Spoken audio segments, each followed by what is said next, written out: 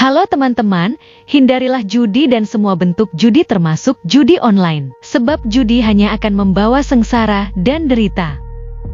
Jika kalian melihat komentar spam bot seperti ini, mohon bantuannya untuk melaporkan komentar ini dengan cara seperti ini.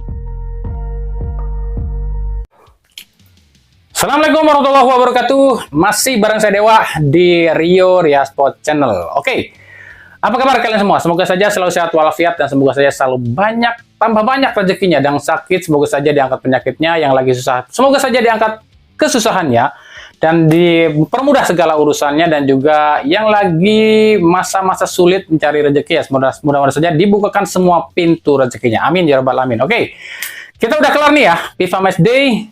Udah kelar juga kualifikasi Piala Asia U23. Sekarang kita wayahnya ya, balik lagi ke Liga Super, liga yang katanya terakbar sejagat raya. Wow. Liga apa namanya? Brisli ya. BRI Super League 2025-2026. Pekan keberapa nih ya? Agak lupa saya nih. Kelima kayaknya ya. Soalnya kemarin ada yang ditunda juga sih. Jadi agak bingung nih. Menentukan apa mengikuti ini pekan keberapa. Yaudah, kelima kali ya. Nah, di pekan kelima ini ada beberapa laga yang bisa disebut super big match. Ada antara Persija lawan Bali United, dan salah satunya yang akan kita bahas adalah laga yang mempertemukan tim yang katanya dua saudara, tapi nggak tahu sekarang ini supporternya malah agak clash ya, agak berjauhan ya, antara Persib Bandung yang akan menjamu Persebaya Surabaya. Sebuah tim yang bisa dibilang dekat-dekat jauh, dan sebuah laga yang bisa dibilang ini laga super penting juga sih bagi kedua kesebelasan. Yang satu tuan rumah ini ingin memutus rekor kurang baik di dua laga awal BRI Super League yang gagal meraih kemenangan.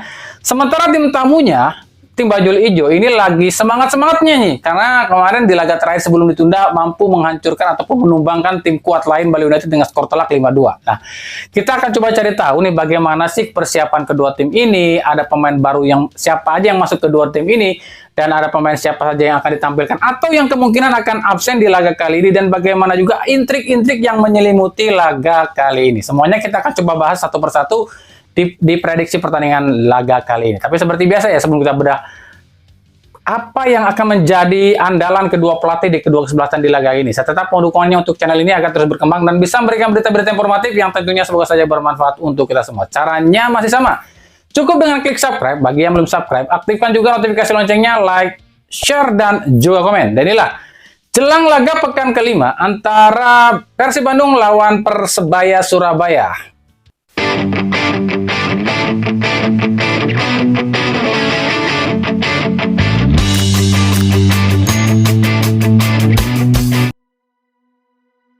Kita tinggalkan sejenak hegemoni timnas Indonesia. Kita balik lagi nih ke BRI Super League 2025-2026 yang memasuki pekan kelima. Ya, meskipun ada beberapa laga di pekan keempat yang harus ditunda lantaran adanya demo dan kerusuhan. Di pekan kelima ini ada beberapa laga yang bisa dibilang laga super big match. Salah satunya adalah laga yang mempertemukan dua tim yang di pekan keempat kemarin sama-sama ditunda pertandingannya. Laga dua tim yang saudara sih, tapi coba dibikin musuhan nih sama oknum yang gak bertanggung jawab. Ya, laga yang akan mempertemukan antara Persib Bandung yang akan menjamu saudara jauhnya Persebaya Surabaya. Dua tim yang awalnya atau pada dasarnya, pada sejatinya supporternya itu saudaraan lo ya. Tapi lantaran ada oknum yang gak suka dua tim ini saudaraan, akhirnya dipecah belah deh oleh supporter atau oknum yang gak bertanggung jawab. Dan sialnya ada supporter Persebaya dan supporter Persib. Kami nggak bilang bonek dan boboto lo ya, karena yang kami tahu bonek dan boboto itu sejatinya saudaraan. Yang bisa dipecah belah ataupun yang kemakan hasutan itu cuma supporternya Persebaya dan supporternya Persib yang oknum ya, yang mungkin supporter karbitan namanya. Nah, supporter karbitan dua tim inilah yang akhirnya bisa dipecah belah, bisa dikompor-komporin, bisa dihasut sana-sini. Akhirnya apa? Kehasutlah mereka, dan mereka ngajakin yang lainnya buat memecah belah ataupun ngajakin yang lainnya buat musuhan nih dua tim ini. Sebelum ke laga ini, dua tim ini tuh udah sama-sama rasain kemenangan, tapi sama-sama juga rasain yang namanya kekalahan di 3 laga awal. Bedanya, Persib itu 1 kali menang, 1 kali imbang, dan 1 kali kalah, sementara Persebaya justru sedikit lebih bagus dengan 2 kali menang dan 1 kali kalah. Makanya wajar di klasemen pun Persebaya ada di atas Persib. Persebaya di urutan 5, sementara Persib ada di urutan ke-9. Dan kalau kita bicara soal semangat ataupun motivasi, jelas di sini Persebaya lebih bersemangat, lebih menggebu-gebu secara gitu loh. Sebelum laga ditunda, Persebaya ini baru menang gede, menangnya dari tim kuat pula, 5-2 pula, Bali United tuh yang dikalahin. Sementara Persib memang kalau bisa dibilang motivasi pasti motivasi tinggi, tapi mungkin masih memupuk ya, masih mencari-cari, membenahi mental yang agak drop usai 2 laga nggak bisa raih kemenangan. Kalau kita bicara soal rekor pertemuan, 2 tim pendiri PSSI ini tuh udah sangat sulit ya dirinci secara pastinya berapa kali sih 2 tim ini bertemu sejak era perserikatan. Tapi biarlah ya, kalau soal di era Liga Perserikatan itu biar menjadi sejarah aja.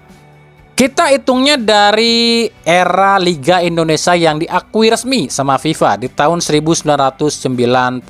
Sayang banget tapi ya, dari 94 itu 2 tim ini jarang banget ketemu loh ya. Mungkin kita bisa ambilnya dari 2010 kali ya.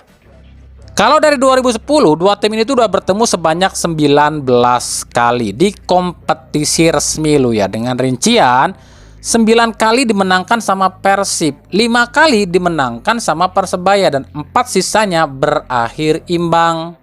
Tapi kalau kita bicara di 5 pertemuan terakhir, Persib itu unggul ya atas Persebaya dengan 3 kali menang, imbang 1 kali, dan Persebaya baru 1 kali menang atas Persib Bandung. Dan musim lalu 2 tim ini tuh 2 kali bertemu dan saling mengalahkan. Persib ngalahin Persebaya di kandang Persib dengan skor 2-0, sementara Persebaya bisa membalasnya di kandang Persebaya dengan skor telak 4-1. Nah, kalau kita bicara soal gaya permainan, kita ambil contoh di 3 laga terakhir deh. Kalau di Persebaya ya, di tangan Eduardo Perez asal Spanyol, memang gaya permainan Persebaya ini agak sedikit berbeda dibandingkan musim lalu. Jadi gaya permainan Persebaya di tangan Eduardo Perez di 3 laga terakhir ini kelihatan lebih cepat ya. Aliran bola tuh lebih cepat ya, dari satu kaki ke kaki lain itu memang terlihatnya lebih cepat. Jadi kalau ngelihat Persebaya ini seolah nyerang terus ya. Jadi istilahnya ini full attack gila. Tapi kalau kita analisa dan jeli melihatnya, dari 3 laga yang dijalani oleh Eduardo Perez bersama Persebaya, itu porosnya cuma 2 pemain loh, Francisco Rivera dan Bruno Moreira. Dan ini bahaya loh ya. Kalau 2 pemain ini bisa dimatikan oleh pemain-pemain lawan, ya Persebaya pasti deadlock. Makanya bisa kami bilang ya, Bruno Moreira dan Francisco Rivera adalah pemain kunci di Persebaya di laga ini. Sementara kalau kita bicara soal permainan Persib musim ini, Persib itu musim ini di 3 laga awal ya, itu masih kelihatan acak-acakan.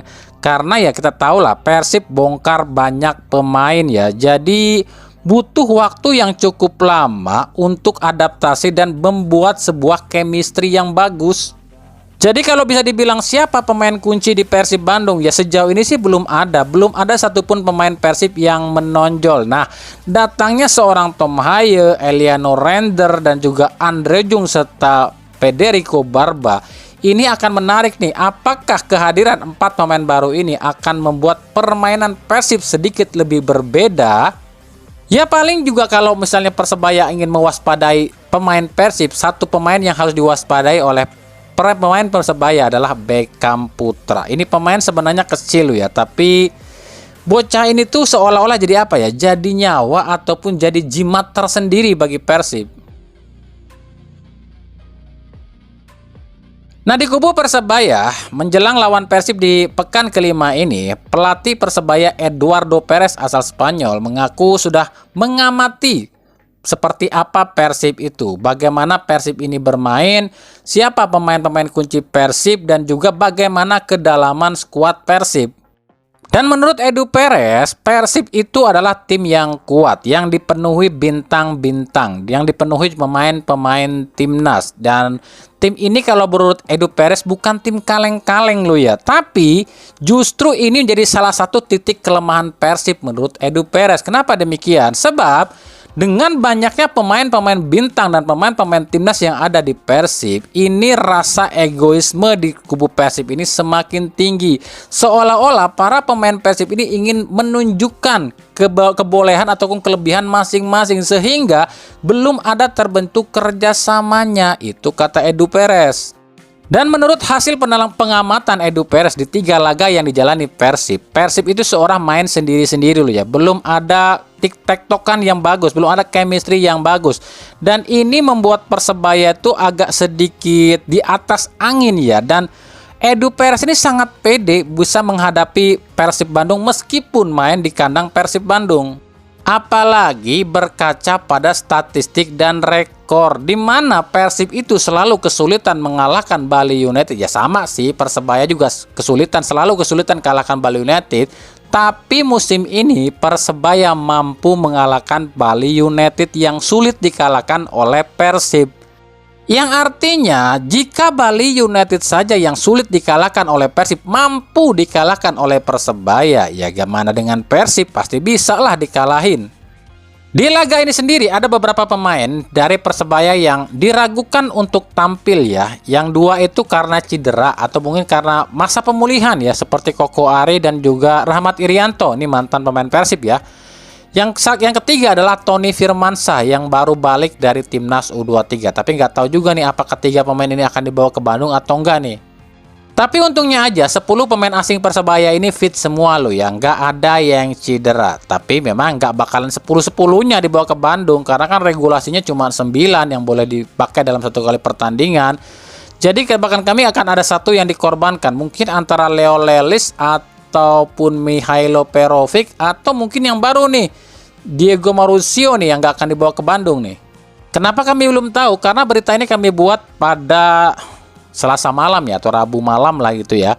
Di situsnya Persebaya itu belum ada nih daftar susunan pemain yang dibawa ke Bandung. Jadi kami nggak tahu nih siapa 9 pemain asing yang akan dibawa oleh Edu Perez ke Bandung. Sementara bagi Persib sendiri, oke, sebelum kami bahas bagaimana persiapan Boyan Hodak dalam menghadapi Persebaya, Ane mau sedikit bilang nih. Kemarin yang bilang jersey Persib itu desainnya dari kami loh ya. Kami yang minta ke Kelme untuk desain jersey Persib. Siapa tuh yang bilang, kok jerseynya template banget ya dengan jersey Timnas Lebanon kemarin malam. Cuma beda warna dan beda di kerah aja tuh. Ya kalau cuma pakai jersey template, ya buat kami gini loh, kalau memang cuma pakai jersey template-nya Kelme, kenapa nggak minta desain yang lebih keren? Kayak gini misalnya nih contoh-contohnya nih. Tapi ya sudahlah ya. Kan manajemen Persib saat ini katanya manajemen terbaik loh ya. Jadi nggak boleh dikritik katanya, kami ini manajemen terbaik katanya. Nah, tentu saja yang di Persib ini ditunggu adalah apakah 4 pemain baru di Persib ini akan ditampilkan di laga ini atau tidak, yakni Federico Barba, Eliano Render, Tom Haye, dan juga Andre Jung.